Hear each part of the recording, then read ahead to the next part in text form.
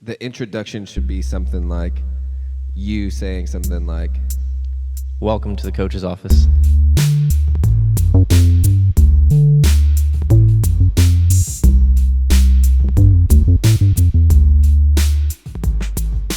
All right, welcome back to the coach's office podcast.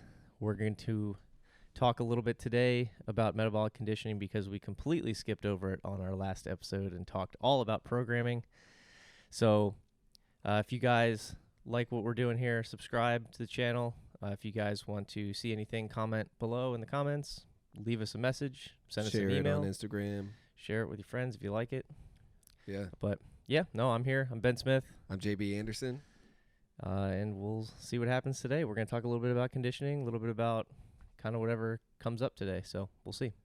Yeah, I did the dumbbell snatch double under workout last night right into the muscle ups. You know, the max set. Accumulate as many muscle ups as you can with the time remaining. All right, so the workout was 10 minutes, 4 rounds of 15 dumbbell snatch, 50 double unders. And with whatever time's left over, if there's time left over, you do max reps muscle ups. And it was a 10-minute cap. Correct. I did really poorly. Why? I couldn't catch my breath. That dumbbell snatch double under combo. Yeah, the dumbbell snatch double under combo just stole my lunch, and it made my muscle up sets very small and brief. So, like, I was only able to get 3 or 4. You know, I finished the workout in 6 minutes. So I had 4 minutes. So you had 4 minutes to do Yeah, I had 4 muscle-ups. minutes. Okay. And, but then I couldn't catch my breath. Like, legitimately, and it was as if I could do as many muscle-ups as I wanted to do, but I was unable to say, do more muscle-ups with my breathing at the current state that it was at. Do you feel that regularly, and are you able to shut it off? Like, what is the thing that you know allows you to just push through that, or do you just have to sit under the rings and catch your breath and hope that you catch your breath faster than the person beside you? No, I mean, there's a little bit of that, right? Like, you're competing. If you're competing against somebody, there's a little bit of a race of who's gonna hop up there first on the rings. But you train something like that, so you kind of build confidence with that ability to get right into the implement by training that, by feeling the feeling of, let's say, here's an example. We do interval workouts where you might do an alternating minute workout or alternating with a partner where you'll bike for anywhere from like 1 to 4 minutes. You hop off right away. You try to transition, do a set of muscle ups that's like a decent set of muscle ups, like a bigger set. And you're practicing that transition from the bike to the rings, and then you might rest after that set. So we would practice that, and that would be helpful in transitioning from the breathing hard into a higher skill gymnastics movement when you're tired. Mm-hmm. So that's kind of the way you build your training around. If that's a weakness of yours, then you would have to practice transitioning effectively from one movement to the other. So what is metabolic conditioning, and go through a couple of your favorite ways to train it? I mean, so lately we've been doing the Concept 2 Holiday Challenge, where it's like, okay, we've spent trying to get anywhere from 50K to 200K. Some people are doing more meters on bike, row, or ski on the Concept 2 ones. So the goal is just to accumulate meters. But I've been doing this every day, posting my workouts on Instagram, and just if people want to follow, and sharing and trying to do like an interval workout every day. So I'm making these like challenging workouts, not just, hey, let's hop on the bike and let's bike for an hour and not think about what we're doing. I'm trying to push the pace and build some capacity in each one of those domains. But I'm seeing that it's translating over to other aspects of CrossFit. And that's kind of why it's the second one on the hierarchy of the pyramid of importance in CrossFit.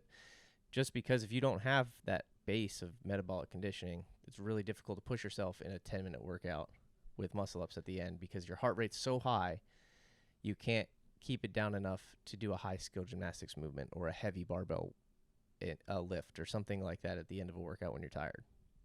I was just thinking, tell me if you agree with this. Nutrition, the base, is gasoline. Like you have to have it to run. Mm-hmm. And it has to be gasoline. Like it needs to be the exact thing to perform your best. For the car to work, it has to be gas. It can't be something else. Is metabolic conditioning the oil for the car? Or what would be the analogy there? Like, why is it the next most important thing? So I think the pyramid is arranged that way. Nutrition, conditioning, gymnastics, weightlifting and throwing, and sport. Because I think that it translates over to their CrossFit's definition of health the best. I think that's the reason for it. Because if you think about removing any one of those pieces, what would your fitness and health look like? So let's say first, they're going to define health as fitness over time. So fitness is how much work you can do in a given time. Health is how much fitness you have over a period of time. So health is the idea of carrying as much fitness as possible for as many years of your life as you can. So the pyramid works to maximize your health. So if you took out nutrition, you could probably get away with it for a couple years, maybe, if you train really hard. But even then, you're not going to be maximizing your potential. You're just going to be kind of stagnant. And then over the course of your life, your poor nutrition habits are going to add up enough that they affect your health levels or your fitness levels over time. So that's why I use the gasoline analogy, because if you drive a BMW, it takes 93 octane gas. But if you put 87 octane in it, it will run. Mm-hmm. But not as efficiently as it could. Not as efficiently as it could. Clean. And then eventually your fuel pump will go. Mm-hmm. Mm-hmm. And it will break down, and you will have to replace your fuel pump. And then somebody should tell you, your mechanic should tell you, you need 93 octane gas. Like can you not see that your machine, your body broke down from the lack of what it was supposed to have in it? I would say that is the test over time. Yep. Like what you're describing. That makes total sense. Yeah. And I think that metaphor is very accurate. Is the next metabolic conditioning, is it the oil of the car? Yeah, what could it be like? And it might not be 1-to-1, right? We might not be able to find this perfectly in the car analogy, but the oil one made a little bit of sense to me because it is you can't run a car for a long period of time without it, right? But correct. Like it won't start without. But I could come to CrossFit every day. Yeah, I could come to CrossFit every day without metabolic conditioning. Right. And I would build it up over time. Right. A little bit. So it's not 1-to-1, but you can sort of it's a good idea. You can sort of see where things are supposed to stack, and they're supposed to have a symbiotic relationship. Absolutely. And the hierarchy is not to say one is better than the other necessarily, but it might be larger chunks of the pie. Like do you think that CrossFit would agree with that? You know, because I haven't taken my level 1 or level 2, so I've never sat and heard anyone that is paid by CrossFit explain in their terminology outright. So about the importance of the conditioning aspect. Yeah. I didn't go and find it on the internet anywhere, and there actually isn't a lot of videos of. I think they've kept that kind of hidden. But anyways. Yeah, just with the methodology, with the CrossFit methodology, I'm looking at the chart right now. It's like you can't put conditioning above gymnastics or weightlifting, right, or sport. Like you can do the other things and you can build conditioning, correct. But like all of the things you do in CrossFit build the conditioning aspect. Yes. That's why it's on the bottom, right? It's that important, right? So it's just a backbone staple type thing, and it's not as important over the long run as nutrition, and that's why nutrition's below it. So have you ever done when I think metabolic conditioning, I think heart rate zones. Okay. So, 10 years ago. Because that's what they teach you in school if you go, right? Right. The whole HIIT workout, the high intensity interval training workouts, right? Mm-hmm. But stole it. They just ripped it off from Glassman, essentially. Dr. Tabata. Yeah, Dr. Tabata. But heart rate zone, 1 through 5. Yeah. Most people live in 1, feel uncomfortable in 2, rarely get to 3. They come to CrossFit, they are immediately in 2 in the warm-up, this is a little bit of exaggeration, but yeah, I get what you're saying. Mm-hmm. They get to 3 and they're like, I can't. There's no way you could go any harder, and then they get to 4, and they're like, holy smokes, you have somebody do 50 burpees, that's hasn't been training, 20 working reps out, in, you're like, what am I doing? Right, exactly. This is something that I've never experienced. It's outside the circle of my sphere of influence, or sphere of what am I trying to say? Experience. Yes, I remember vividly. The second CrossFit workout I ever did was 100 burpees for time. Oh, I did it inside at 20 years old in my bedroom on carpet. Okay. I have a follow-up question. Guess my time. Guess your time? You said you were 20? 20. 13 minutes. 14:10. Not a bad guess. It was very good. Yeah. But that's good. That's impressive that you remember that time.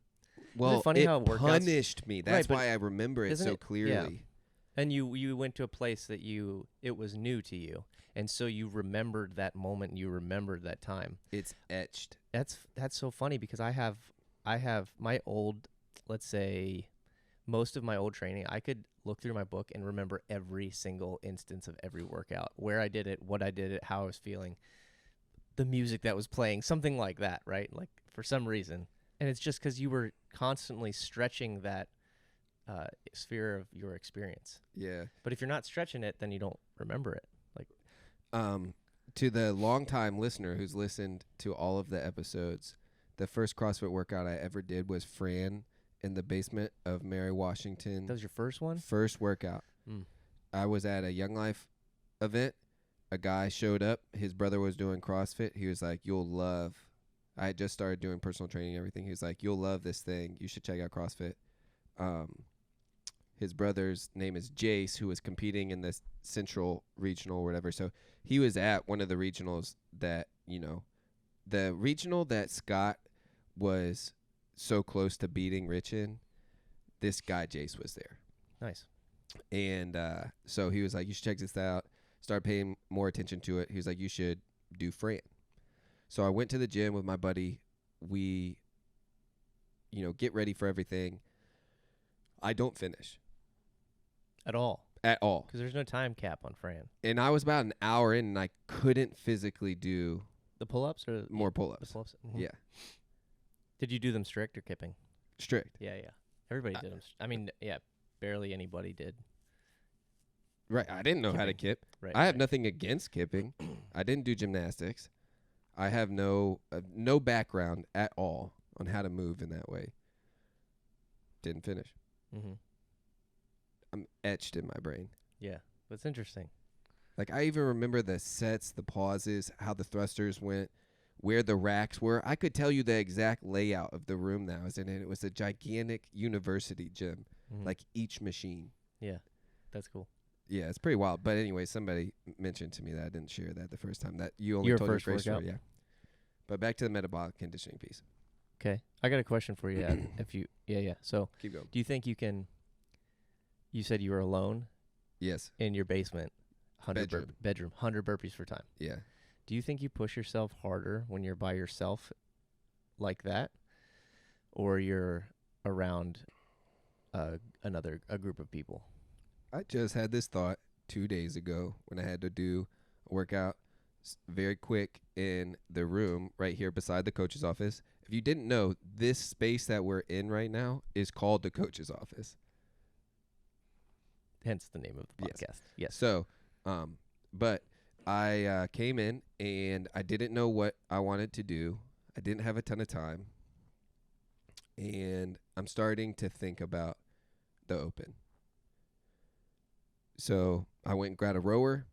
I got a parallel burpee row or row burpee. Classic. And if you want to hurt. And so I was like, you know what? Training needs to start hurting if I want to do well.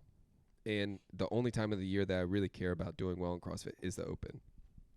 So program the workout, decide to make it hurt. I'm by myself. Midway through, I think training by myself would be the only way I could propel myself into like the next level of CrossFit, because I'm too relational. I enjoy hanging too much in the gym. Like I need, it needs to be like a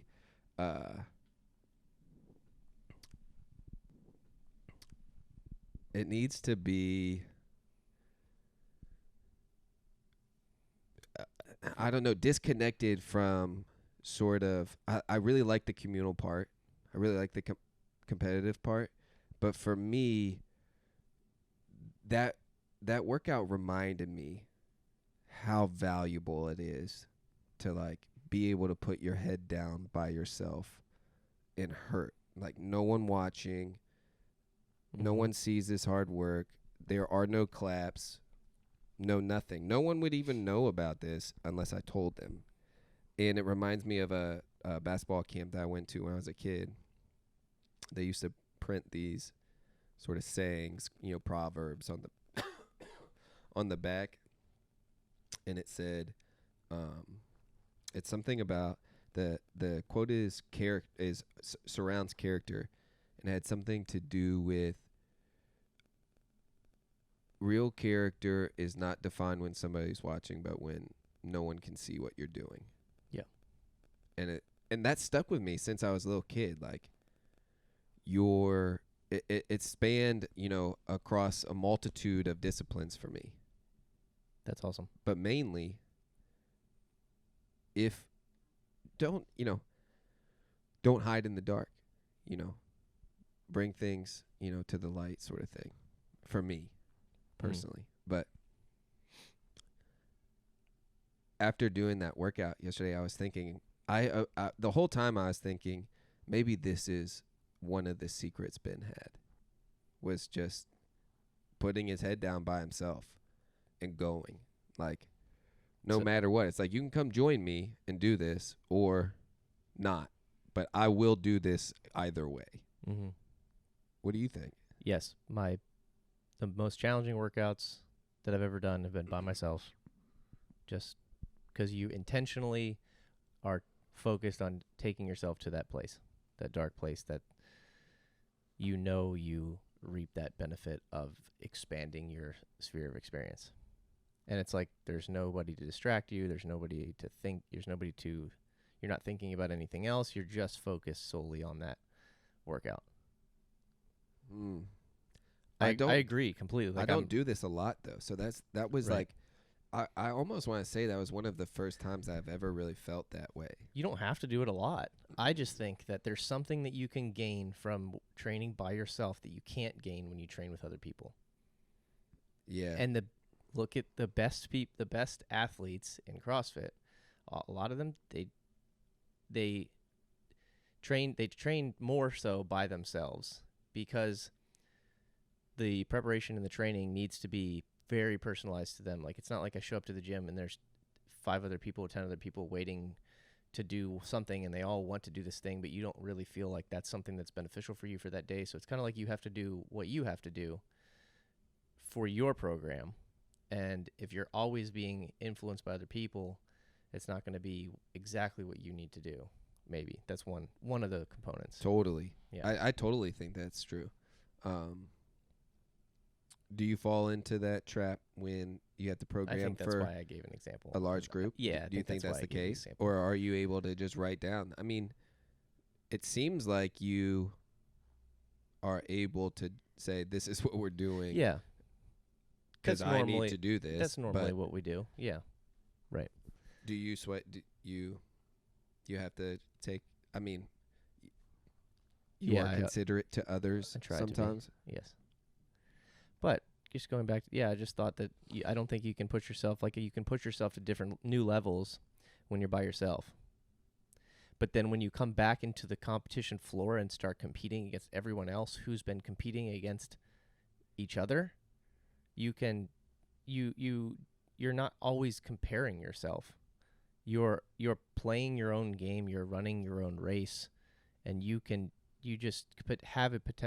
be better. You could be better than the rest of the field. Or you could be worse than the rest of the field, depending on what level you've been pushing yourself in your training. Does that make sense? That's kind of my thought that I was having yesterday. So I was wondering what you thought about it, but well, yeah, that's a connected consciousness thing because I had that thought Wednesday night.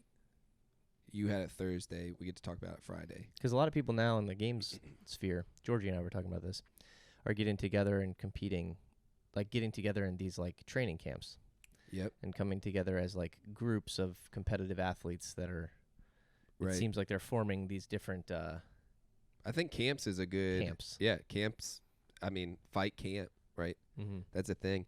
It doesn't translate there though. Like your camp that you're fighting out of, whether it's boxing, UFC, jiu-jitsu, whatever it is, your camp matters. Mm-hmm. It has multiple pieces there that are supposed to sharpen this competitor, this mano a mano sort of thing.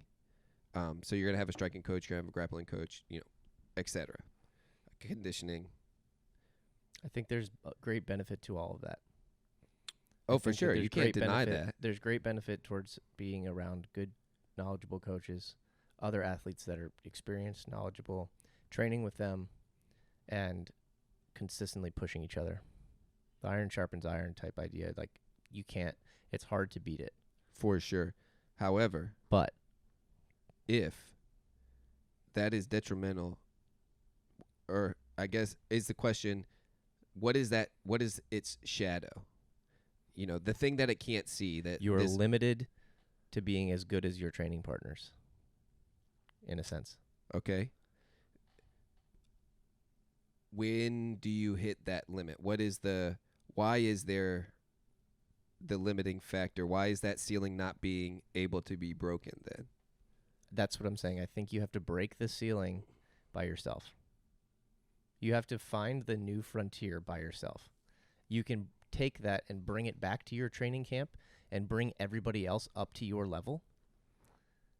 But you have to go do that. But you have to go find the new realm of your experience by yourself. I don't disagree. Can you speak more to that? Yeah, if I'm training in a group and there's one person in the group that's, let's say, the best at that workout, they're going to suffer just the same as I'm going to suffer. Like, it's going to hurt them the same as it's going to hurt me, to a sense. Yes. If you're going as hard as you can. So, well, you should actually, if they're doing their best. If they're doing their best. Right. The suffering part is subjective in how hard they go at that workout, because that workout might favor them. Muscle ups might be easier. Toes to bar might be easier. What GHDs might be easier. Mm-hmm. But if they go as hard as they possibly can, then your level of suffering will remain the same. Yeah, I might have a hard time describing this. I might just leave it at, I think personally, you might disagree with me. No, keep going. I didn't mean to interject there. No, I don't know. I think that you have to find those new boundaries yourself, by yourself, and you can bring it back to your group, and your group can benefit from it. But if you're always training together, it seems like it's harder to get a group to another level than it is to get an individual to another level. Yes. And then once they get to that other level, they can then come back to the group and bring the group up. But does that make sense? Yeah, I know why it makes sense. I can connect it to something different, which is meditating. If you must meditate by yourself before you can sort of meditate collectively. Mm-hmm. And the meditating collectively usually arrives or is seen in some type of verbal discussion or proclamation, or I'm drawing a blank on the term where it's like, or processing, verbally processing. So you meditate by yourself, deep in thought. Generally, I can always think deeper or arrive at a sort of a new conclusion, a new frontier by myself first. Mm-hmm. And then I arrive back here and I say, bro, what do you think about this? And then I gain from what you've gone out and gotten. Yes. But I'm also doing that same thing on my own. Right. So then when you say, hey, what do you think about this? I'll give you feedback, and we'll sharpen our ideas, and then we can go back, and then we both have now increased in understanding or knowledge, and then we can go back and do the same thing. So it's like an iterative process. Do you think that there is a little level gained when you come back together? So you do the work individually, and we could use percentage-wise. Say I was at 80, I do the work individually, and I get to 85%. And then I come back, and you were at 80, you got to 85. Is there a collective, do you think there's a collective process of getting from, in that space, going from 85 to 86 or 87%? Do you think you gain that way or progress further, or is it just the sharpening part? It's challenging to find an analogy for this because Well, here's a great analogy for it. The field of CrossFit competitors. Look at the field. Look at what the field's done in the past 2 years. Why do you think the field's gotten so much better in the last 2 years? I'm just having this thought. This is really interesting. They've gotten better because they haven't, it's what we've been doing this COVID thing. Everybody's been training by themselves. I don't know. More so than maybe usual. Yeah. I could be completely wrong with that. That could be It's not a bad garbage, but hypothesis. it's just a thought. But either way, you see the field collectively gains ground every year. The field gets better. And then you'll have their breakout individuals that perform just a little bit better than the rest of the field. And that little bit of better makes them win competitions or podium at competitions. Right? Yeah. So I wonder if BKG trains by himself. Do you know if he trains by does. himself? I think he does most of the time. I think he does train with people, because I've seen some videos where he has groups of people that he's trained with. But a lot of times when I see him on social media, it's just by himself. He's very good. Yes. But he has been consistently, right? Oh, yeah. And I think that's why. Yeah. I think that I respect he him a is lot. He's a on good the dude. list of most slept on CrossFit athletes. I would agree. Yeah. Yeah. You can never count him out. He's always I mean, legitimately, I don't know if any commentator has ever said, yeah, I think BKG has a shot to win this year. I think they did that at the Rogue Invitational finally. Oh, good. Yeah, like he did really well there, and like never sleep on that, dude. No, agreed. Ever. And that goes, I think that exists for the field. However, his body of work is larger than the field's body of work currently. We have new guys entering into the space. Mm-hmm. His body of work is collectively good, like shows up and does what you think he's supposed to do. Mm-hmm. It's inspiring. Yeah, very good.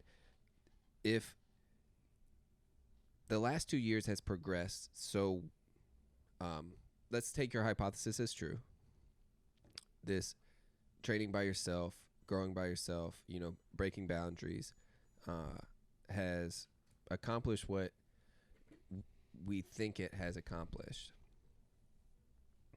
Now that we're getting back together, camps are forming, that sort of season is upon us again, I guess. Mm-hmm.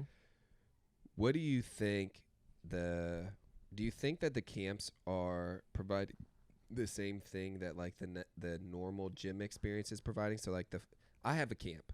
It's 5 p.m. Mm-hmm. It's the 5 p.m. class. Yeah, everybody probably does with their class, right? The time like, that they go to every day, they know other people, they right. know their coaches traditionally. Right. Yeah. That's growing into be an extension of me, Mm-hmm. a part of my daughter's birthday, a part of my fundraising for Young Life, whatever it is, right? A part of my Friday night. Like tonight, I'll probably try and convince Julianne that we should go to dinner with the night group. Mm-hmm. Because one, I really, really like going out to eat. It's my favorite thing, maybe in the world. But it's not pulling teeth.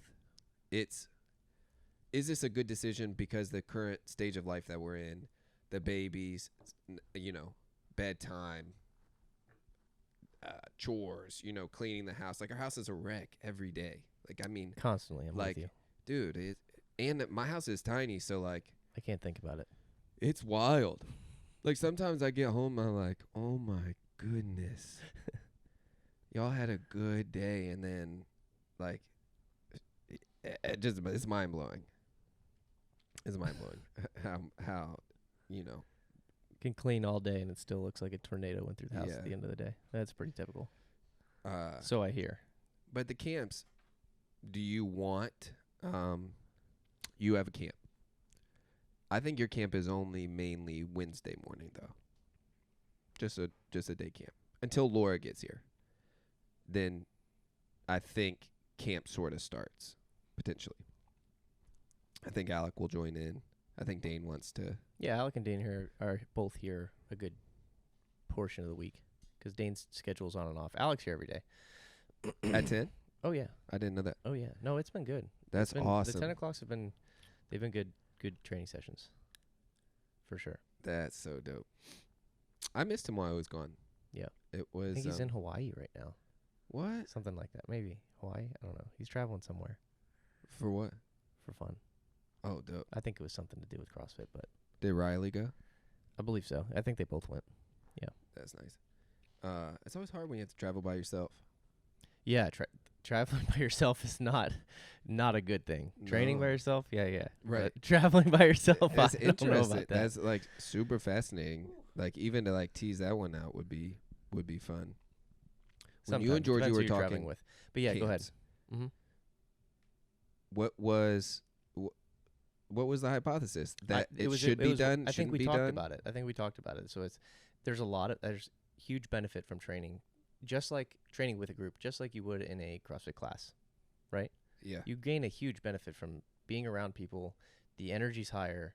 You're motivated. You come in, and you might push yourself harder because the person next to you is better than you and they're pushing themselves hard, Yes. right? So you're going to benefit from that. What I'm talking about is getting to the top of the sport. Yeah. It's a different animal completely. Right. And I think that in order to do that, you have to do it by yourself. Yeah. I agree. Like you can, like, I don't know, look at the, I don't have great examples, but the training camps that have seemed to have formed, Mm-hmm. a lot of people in those camps finish around the same places. They either do well or do poorly as a collective group. Yeah. No, that's It's a just good. something that I noticed. I think that is objective. I think that's analytical from the stance that you're coming from, and yeah, you can definitely see that. I don't disagree with that. So, and then I've looked at people in the past that have won the games, not many. And What, 3 most of or them 4? trained, 4 in the but- last 12 years. but they trained alone. Yeah. They did things Does that were Medeiros train different. by himself? Yeah. It's like you can't do the same thing everybody else is doing and get different results. It's not possible. Wow. Am I wrong? I mean, I could be wrong. I don't know. That's just nah. my thought. So No, I don't think so. Yeah, if I always say this, if you can suffer by yourself doing assault break sprints, you can take competing in CrossFit serious. If you can't do that by yourself, you won't make it. Like you're not going to get to the top. I just know it. and there's a That's an difference easy between, litmus test. Sure. It's the reason why I think Clayton could win the CrossFit Games. Like legitimately, if he wanted to, quit everything that he was doing, stop eating Mr. Jim's, cared about his nutrition, Uh-huh. train 3 times a day, focus on just tweak a couple of things that he needed to. He has what it takes to do assault bike sprints by himself. What you're describing is a mental skill. It's not a physical skill. Correct. Yeah. But I don't.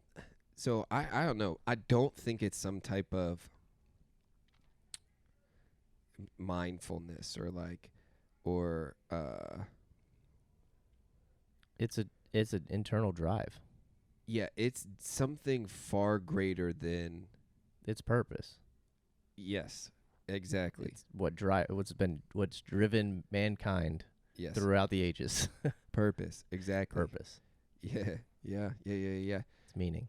Yeah, and it's weird because you get this conversation, the purpose conversation, it's hard to tie in metabolic conditioning to a purpose conversation. You can, you Is all it? can sort of get, off the top of my head, yes, but we could probably do it. We've already done it. We've arrived at purpose. So Right. through a metabolic conditioning conversation. Right. You're right. I think you're definitely right. I know, like, I really deep down, like, heart feeling, like soul, like embedded in my consciousness, like the things that you can't really describe, that, what is love, right? Like, Yeah. you're going to describe a bunch of actions. Like metaphysical reality, things Right. that exist outside of like what science can claim. Right. And when you get into that space is when you start really, I think, when you start breaking barriers. This is absolutely what I agree with 100%. This is what very intelligent people in the past have said too. And this is what people overlook today. This is what science is missing. This is what people that use only science is missing. All of this. Anyways, side Right. note. It doesn't, it can't do what you want it to do. No. Like, it can't solve that problem. It will can't not get you to that no. place. Not at all. Do you, twofold question. Do you intentionally try and get your heart rate to a specific place? Do you track your This is also my problem with programming, what you're talking about. to your heart rate zone? yes, Do that's you do very- anything like that? I have, just to know it. That's it. I've done it. I don't stick with it. I don't use it consistently as a tool. Yeah. I'm curious. Who knows? Like, maybe for you, you've never done it. Maybe it would be the Yeah, I've tracked constantly it. varied thing that would help. I don't think so. Well, I don't know. But maybe it'd be fun to do for a week or whatever. But I also Not a week. I've done it for a few months and used it. Yeah?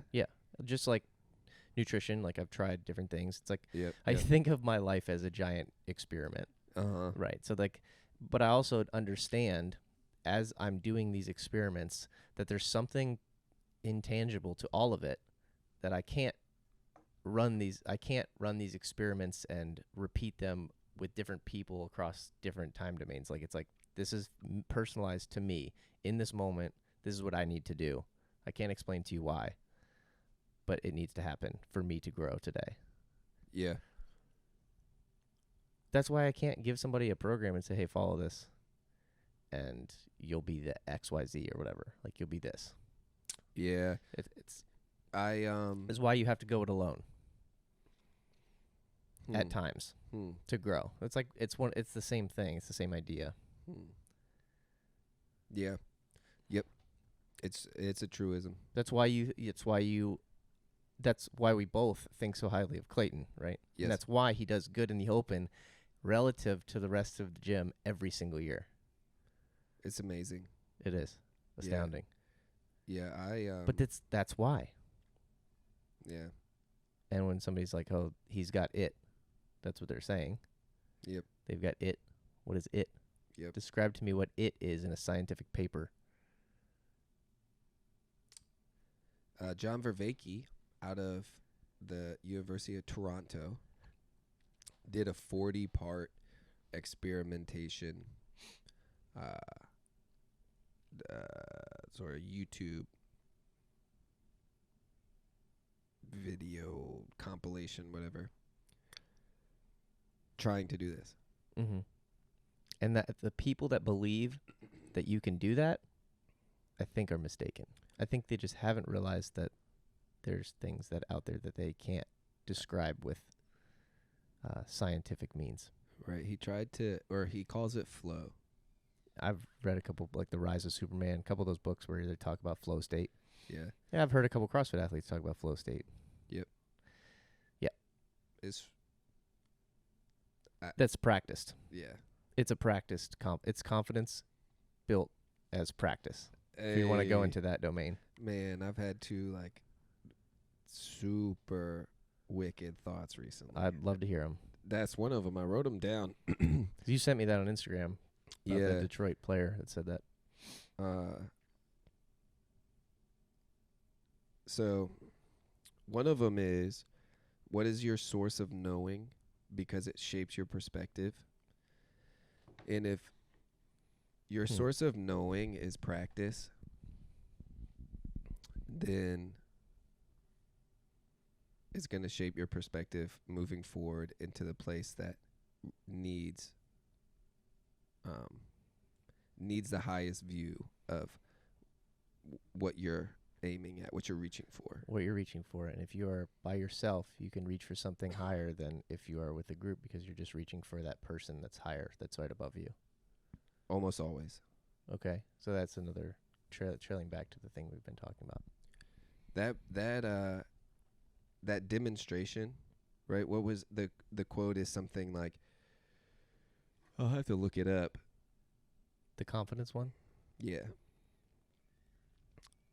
Demonstrated confidence. Like you gain confidence by demonstrating the ability to do a task.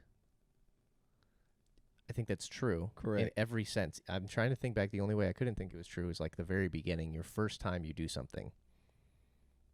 Does anybody really have confidence in the first time they do it, or is it they get lucky, or do they? Right. And you might what be is describing luck then? Because a lot of people Right. describe luck as practice. Right. And you might not even know that you were practicing it. Like someone that grows up playing piano really good, like at a young age. They probably did it at a younger age. Mm-hmm. Kind of crappy. Yeah. Right? They started out and they were not good. Right. But they just tested and retested it over and over and went through the process of iterations. And, apparently Beethoven's first things that he wrote were awful. I imagine. And then it was like the whole 10,000 hour rule. It takes 10,000 hours to become, that's the Malcolm Gladwell Outliers book. Yep. Right? 10,000 hours to become a expert at whatever you're doing. Probably just a rough estimate, one of those things that somebody tried to define, but it is not true all the time. Right. Of Right. course. I think you have to fly something like 10,000 hours to become a pilot too. Oh yeah? Yeah. I think that's the number. I'm not sure. We'll have to ask a couple of pilots at the gym. Yeah. I think the heart rate zone part is valuable. Absolutely. And I'm not going to argue there's not value in it. Yeah. It's super funny. I remember this vividly. 2010, right as I'm getting into fitness, became a personal trainer, getting clients. A guy from the gym that I was working at quit or moved to Colorado. He had a 40-hour week. Some of those people needed a new trainer. One of the girls, she was probably 40 or 45, came to me, and we went through our sort of consultation or whatever, hour free session. And she said, Shane has never been able to get my heart rate above 172 or something like that. It's not possible. Do your best. And I was like, here's a jump rope, jump for 2 minutes. She's like, what? I was like, your warm up. This was in the beginning. I was like, your warm up is to just bound for 2 minutes with this rope. Can you jump rope? She's like, yeah, easy. I was like, are you sure? No other concerns, knees, ankles, everything else that comes with bounding for women. You're good. She's like, yeah. I was like, all right, 2 minutes. Within 40 seconds, she was like, at the end of it, her heart rate was at like 192 or something like that, and going up. And I was like, oh, that's interesting. She never came back. What? Yeah. Really? Yeah, I offended her. What do you mean you offended her? I think, I mean, that's my only interpretation of it is because she didn't come back. No, there's people that come to the gym, and you can tell after you coach them once, they either come back and they stay, or they don't come back. I don't know. Can't explain it. Yeah. That's my experience. And it's not like sure, you could have made a mistake. I could have made a mistake and done something that offended the person. And that's probably the best thing to assume. But sometimes it's just not what people are looking for. All right. So the thing that I think is most important about metabolic conditioning that I would only trust coming from you is when I described what happened to me yesterday in that workout. Mm-hmm. I would like that to not happen as frequently, or if it does happen, I want to be able to break through whatever that threshold is and achieve more muscle ups. Mm-hmm. That is the goal for me. Mm-hmm.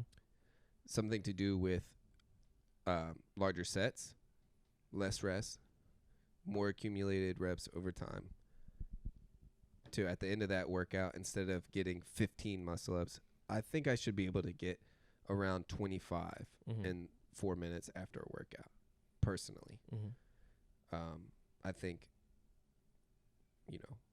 high-level athletes should, say get 30 plus reps. 30 something plus like reps that. for sure. So your question is, how do you get better at doing more muscle ups at the end of that workout?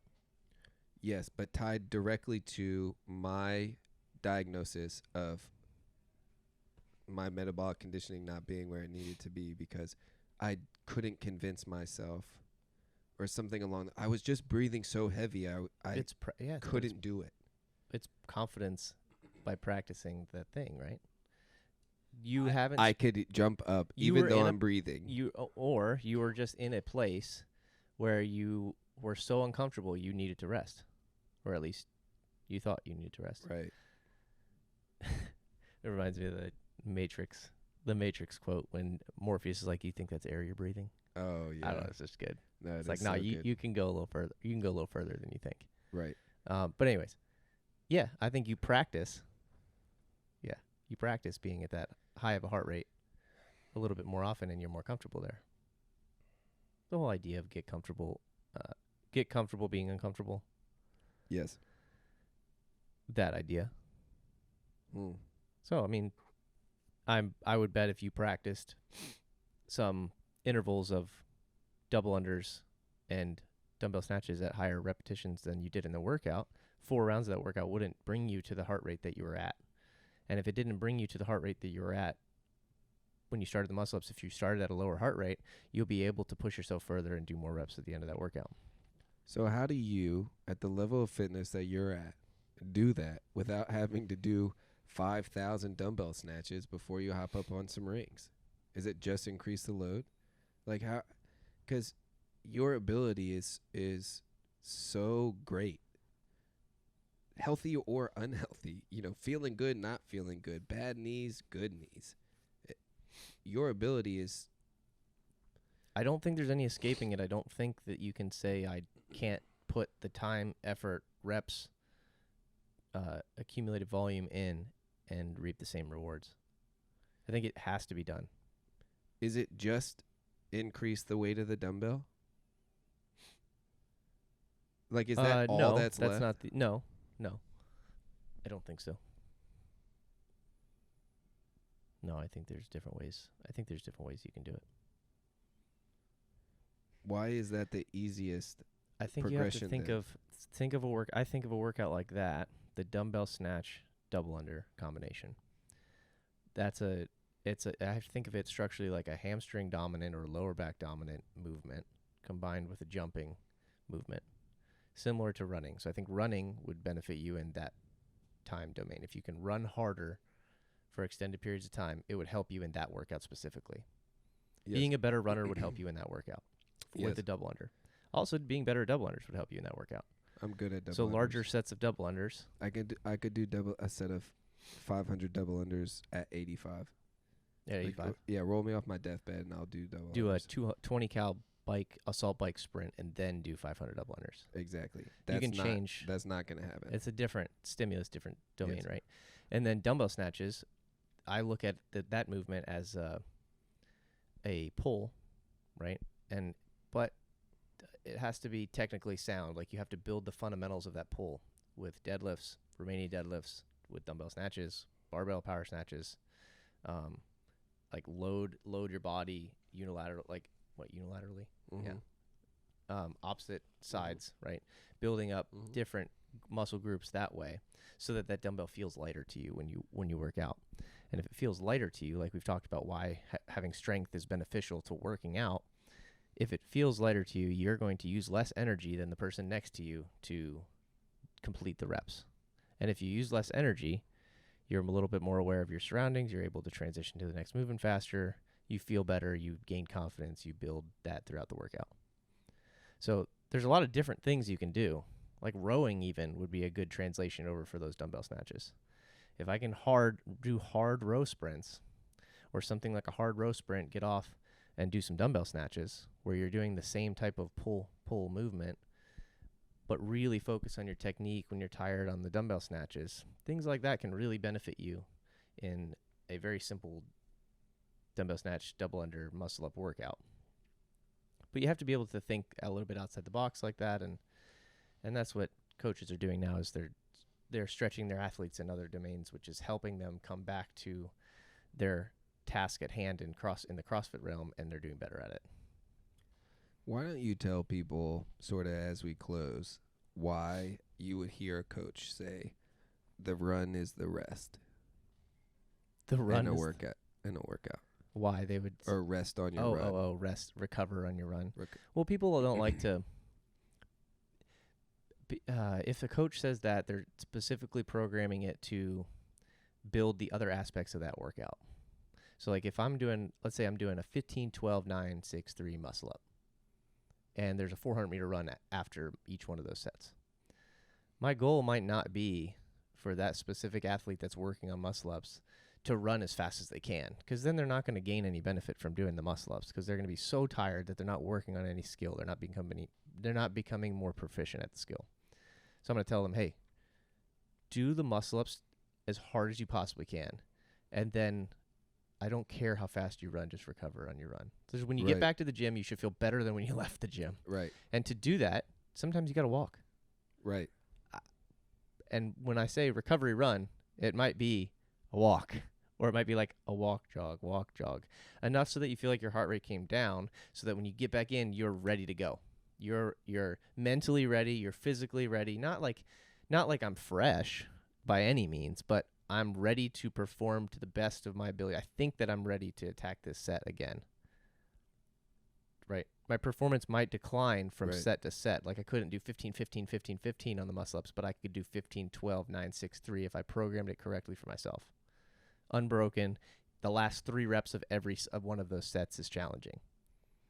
And that is directly tied into the metabolic conditioning piece of how to program a workout, how to think about a workout, even individually, how to think about achieving your goal of the next set, which is how to scale a workout for you in the gym. Or scale, yeah. Coaches need to know that for their athletes, right? Right. This is what I should be trying to. You tell them before the workout starts. As a coach, you should be able to articulate what was just said, but everybody in a class is going to want to race that 400. 100%. Because they want to get back here faster. But what does that do? That defeats the entire purpose of what the coach is trying to explain to you, or it defeats the purpose of the workout. So I always yell, and people that are in the class with me don't know why I do this, but I do this intentionally. I say, the workout's run on the first 400, run as fast as you can, and I'll finish last intentionally sometimes, just to prove a point. Most people don't get that. They don't know why I'm doing that. They think it's just funny. They think, oh, this JB, he's trying to, he's making a joke, or, he's doesn't like to run, so he's poking at running or whatever it is. Right. It's like, no, it's actually far greater than that. It's to remind the person that wants to run that 400 as fast as they can that that's not here for you to do that. You can try and do that if you want. You could make this workout that way. However, you won't succeed. I don't think you can't. It's not possible. You can't run 100% and then do those muscle ups on the first round. Yeah. And the game, let's say, I'm going to just say it, the games workouts used to be that same way. You couldn't go out hot, because if you went out hot, you got crushed. Yes. Now they're programmed so that you must go out hot or you will get crushed. Yes. Completely different workouts. I haven't been able to figure it out. Different events. They're not the same. It's not the same thing. I don't know. People can say I'm crazy for saying that, but yeah. Anyways. No, I don't disagree with you, because there used to be, for years, 7, 8, 9 years, you would watch people who did that be tracked down. Mm-hmm. And it doesn't seem to exist a ton in at least the male competition side. I remember 2 workouts during the Rogue Invitational recently where Tia did it. Mm-hmm. She sat in like 7th or 8th through like 3 rounds of a workout, and then went to work in the last round, and then either won or finished, 1, 2, 3. Because she paced herself appropriately, and there was a movement in there that she was better than everybody else at, because she's trained it better than everybody else. Yeah. And she was able to capitalize on that and crush the last round, let's say. Yeah. I would say, I think what you're describing is a little more tortoise in the hare sort of idea. Mm-hmm. Like your consistency arrives at the finish line in a more predictable manner for you as an athlete than sprinting. Yeah.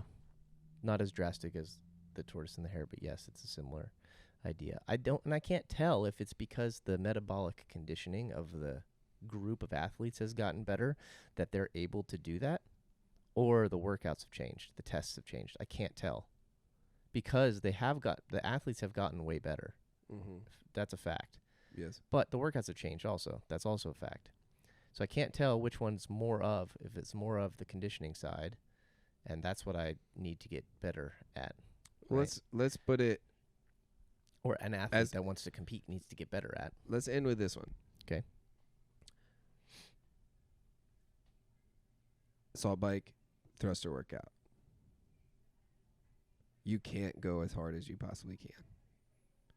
You can't pace it. Correct. However, like, you can't pace it in the sense that you're going to be able to catch somebody on the 15 or the 9, typically. But there is an in-between there. So is this a percentage sort of thought where you're going to, snatch at 90% one day, snatch at 80% one day, snatch at 70, whatever it is, right? You're going to work off percentages to get better at weightlifting. What is the equivalent to that in that workout then? Because if you're not going for a 1 rep max, even though it's a 1 rep max type workout, metabolic conditioning wise, it's trying to say this is a 1 rep max. It's a lactic workout. threshold workout. Right. That's it. It's like managing that lactic acid threshold, and you practice that in training. You build that in training. You push that threshold in training. I think that's it. I don't think there's much more to it. I think you have to be fast enough in the beginning that you don't lose ground, but you can't be so fast that you're past your lactic threshold and you fall apart. Right. You know what I'm saying? Yeah. Yeah, you can't fall off. I don't know why they keep just turning off. I'm not sure either. But yes, I think it's a lactic threshold workout. So power output, that's it. And just managing it. That's where you can make mistakes. You can go out too hard. You can go out too slow. That's why they program a workout like that, because the athlete's supposed to know themselves. Yeah. And when I say know yourself, you practice it, you build the confidence in training. Biking intervals, right? Rowing intervals, running intervals, things like that. You practice it enough where you know your paces. Is the barbell negligent? For me, yeah. In my opinion, yes. That was just the bike. So. Does it piss you off that I keep bringing this workout off? That's not my favorite workout, but yeah, I don't know. I haven't. I've never really been great at workouts like that. I don't know. Right. So something I can continue to try to develop. Gotten better, For sure. That's me rationalizing it, but I work on it all the time. It's not like one of those things. Like sometimes there's just things that you're not as good at, and it's not like I'm saying that as I don't have a growth mindset anymore. Right. But I'm saying that as, hey, I understand that I need to develop this skill and I need to work on this more than the other person who might be more gifted at that thing. Yeah. I think we should start doing some type of old Ben Smith training, game story segment like where I can ask you a question about a old competition or an old memory, and you just give the people what they want. You down Sounds for good. that? Sure. You gotta be fully candid though. Like, All right, we'll start it next time. all right, done. Sounds good. Yeah, that's great. All right. Good talk. Good talk. Yeah, what do you like, subscribe, share, legitimately, if you want to. Mm. Like, We got a few requests of people's wanting to hear certain things, so we'll try Yeah. to cover those as we go through this stuff. I get a lot of requests for other people other than me to be in the conversation. So that's We'll bring a list of encouraging. topics. We'll put it here, and we'll kind of, if we don't have something that we're discussing, we'll bounce through one of these. But yeah, I thought today was good. That's right. I can't wait for Laura to get here. Yeah, It's gonna be super fun. it's For her training. to Is be- training is very intentional. Yeah, It's good. it's gonna be so fun to watch her just dominate training. Yeah. And then like force her to sit down and be like, "Tell us about yourself." Good luck with that one. Yeah, and she's gonna say, "Let's go work out again." She trains by herself too. Just gonna end on that one. Monster dog. She Yeah. is such a monster. Right. Anyways, shout out to Laura. Holla. Hooty hoo.